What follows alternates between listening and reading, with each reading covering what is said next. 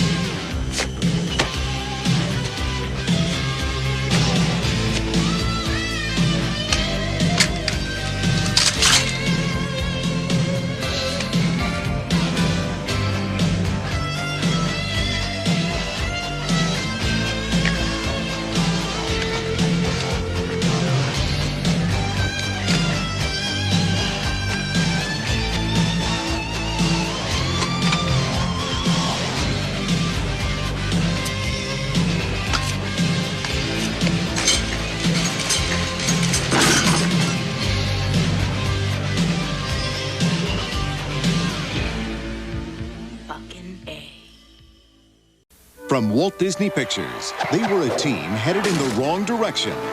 Boy, they're bad. Until a young fan wished for a miracle. Maybe you could help them win a little. And got an angel. Holy cow! No one can see me or hear me but you. Here we go again. You really do see something. This summer, there's magic in the air and angels in the outfield. Rated PG. Starts Wednesday, July 13th at a theater near you. Hey, this is Matt. Once again, we're about to another review. This is another paid request, this time for Dan. Thank you so much for that. If anyone wants to send in requests, I'll get to it as soon as I can, I promise. And you send them either directly to my PayPal or join my Patreon. Both things are down below in the info box. Now, this is for, again, either PayPal or Patreon. Links are down below. This is for Angels in the Outfield from 1994, which I did not grow up with. I know quite a bit did, but this is the first time I'd seen the film. And despite the schmaltzy Disney stuff you would see a lot in that time period, some of the effects don't hold up the best, I liked it. Yeah, it's schmaltzy, but you know what? Its heart was in the right place, and I liked the cast. The cast was enough to bring me along for the ride. It's directed by William Deere, who did Harry and the Hendersons, which I'm a huge fan of. He also did If List to Kill, an entertaining Richard Grieco movie. I swear some of it inspired Spider-Man Homecoming with some of its plot. But I was surprised at the cast. Joseph Gordon-Levitt is the lead kid here.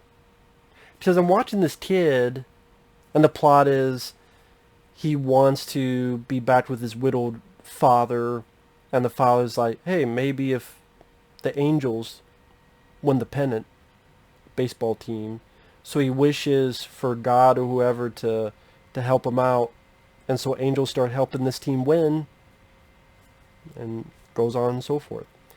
But I'm watching this little kid, I'm like, he looks familiar. I'm like, what the fuck? Joseph Gordon-Levitt, who of course would be in Premium Rush and Looper and Inception and quite a few other movies. I like Joseph Gordon-Levitt. I did not know. I knew he was a kid actor in Third Rock from the Sun, but not in this. So I'm like, oh shit, that's pretty cool. Pretty cool to see his early start. And he did a good job. Dermot Moroni from Young Guns, among others, he plays the dad.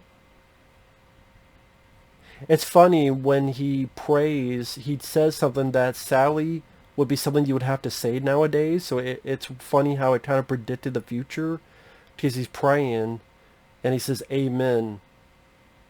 And woman too. Just a men, a woman. That's something that, like, wow, it seemed like a goofy line, I'm sure at the time, but now that's... You probably do have to say that. You can't say amen. You have to say, a woman, too. So that caught me off guard, but that was pretty funny. But the cast, like, on the team, Danny Glover is the coach. I mean, I'm a Danny Glover fan. I mean, hell, I got Danny Glover right here. Which is a great gift, one of the best gifts I've got, because the guy knew I was a big fan of Predator 2. So, and of course, Lethal Weapon films, love Danny Glover. He was entertaining as the coach that would have these big outbursts, getting more and more pissed off at his team. Also on the team, Tony Danza, as this guy who doesn't get played much, but then he starts getting played as a pitcher. Tony Danza from the TV show Who's the Boss. I like Tony Danza. A lot of people don't like him. I never minded Tony Danza. I always actually wish he had done more movies, but the thing is, the movies he did do, they got completely trashed, which is probably why he didn't do a lot. Also on the team, like Matthew McConaughey, I'm watching like, wait, is that who I think it is? It's fucking Matthew McConaughey as one of the outfielders. There's a moment where an angel picks him up, what? And then makes him catch a ball. I'm like, fuck, it's Matthew McConaughey.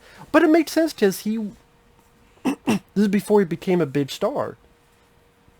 I mean, this is around the time he was doing Texas Chainsaw Massacre, The Next Generation. And then like 2 years later did Larger Than Life with Bill Murray. This is before, I think that Time to Kill was 96. I believe. And that's when he really started going up as a star. But this is before that.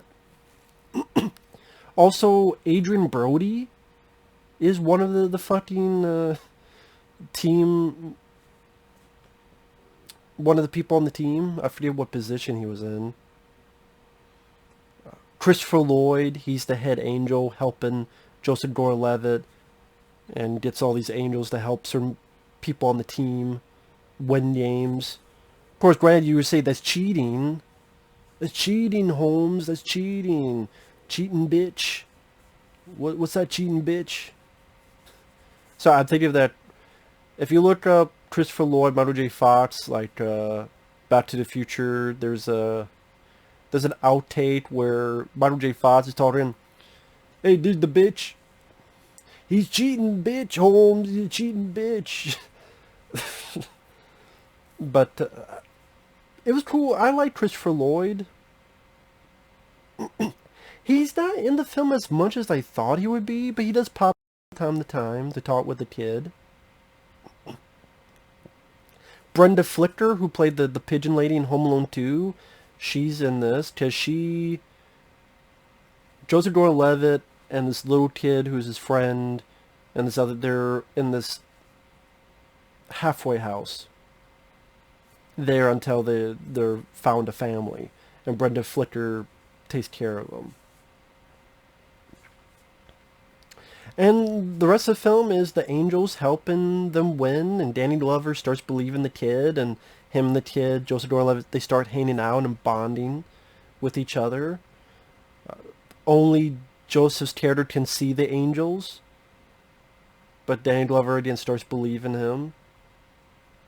And he did very silly stuff, like a lot of Disney movies at the time, that you could come off as cornball and schmaltzy, or just, For example, the ball's moving all around so the other team can't get in, they're falling, bid Pratt falls. One of the team members, for some reason, has his hand in this, and he's doing this. And I think it's actually, Neal McDonough, Bison from Street Fighter, Legend of Chun-Li, and he was in Captain America: The First Avenger, but usually he's in pretty bad films. He's like doing this, and he accidentally punches himself. I think that was him, Neal McDonough. And you get someone's trying to slide, but he gets pushed more and more, so it's a bid slide. And, you know, the looks of the Angels is a bit dated. And like I said, it's fairly silly hijinks. I guess for me, I could deal with it because I grew up in the era of Ernest P. Worrell, loving the Ernest movies, you know, loving the Three Stooges. I could be open to that stuff, but yeah, a lot of times I could be cringeworthy as well. And that stuff, I would say, if there's a least favorite part, in a weird way, it was the angel portion that was my least favorite part. I know it's weird with Angels in the Outfield, because I liked the actors. You know, I liked Joseph Gordon-Levitt and Danny Glover getting to know each other. I liked Danny Glover being made to be more and more on his behavior. And Joseph telling them, you know, don't curse now. Danny Glover gets pissed. Then he tells the group, no one curses anymore, okay? And Tony Danza, again, a little bit more of a serious role. There's usually, you know, he's a very goofy guy and who's the boss, but yeah, again, more serious. You know, different haircut. So it was nice to see Tony Danza play a different kind of role. Like I said, like Matthew McConaughey and these others pop up. The way Danny Glover relates to the kid, tells his own backstory, his own childhood.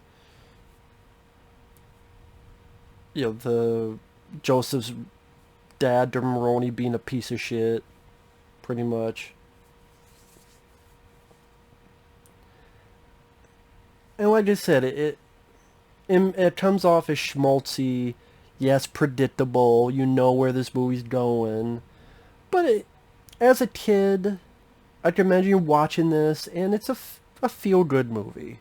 It's a feel-good flick, and you know, the Angels give... I said the Angels are my least favorite part. I did like Christopher Lloyd, so there's that, but it was more the people's reaction to this stuff that I was more interested in than the Angels actually doing these things. Does that make sense? Like, the Angels doing this stuff, okay, let's hokey, whatever. But it's the people's reaction that would get certain smirks out of me. Yeah, that to me mattered more, if that makes sense. I'm not a big baseball guy. I would say I'm more into basketball, but again, at least with a movie, they're able to edit all the best parts, so to me, actual baseball is boring. That's just me. But to see in a movie, it can play off well. Like Major League. I would say Major League, I would say that's my favorite movie dealing with baseball. It's a very funny film. But this is an entertaining kids film. Like I said, mostly for the cast. If you want to see Joseph Gordon-Levitt give a very early performance, one of his first, maybe his first. I'm not sure, but it was definitely one of his first. That was Danny Glover. I would say him and Joseph Danny Glover are definitely the stars of the film. I think based on the cover, I just thought Christopher Lloyd would be in it. He appears sporadically, but not as much, I guess, as I thought it would be. Pretty much he pops up and he does some silly stuff and kind of leave. And I said the effects don't hold up the best, but it's a Disney film, 94. I mean, this is the era you were getting films like Dennis the Menace, you were getting films like... God, I can't remember now. It's been a while since I've seen some of those. It was entertaining for what it was. So, I didn't mind it. Like I said, the cast made it work for me. So with that said, thanks for watching. Take care. We'll see you guys later. Bye-bye.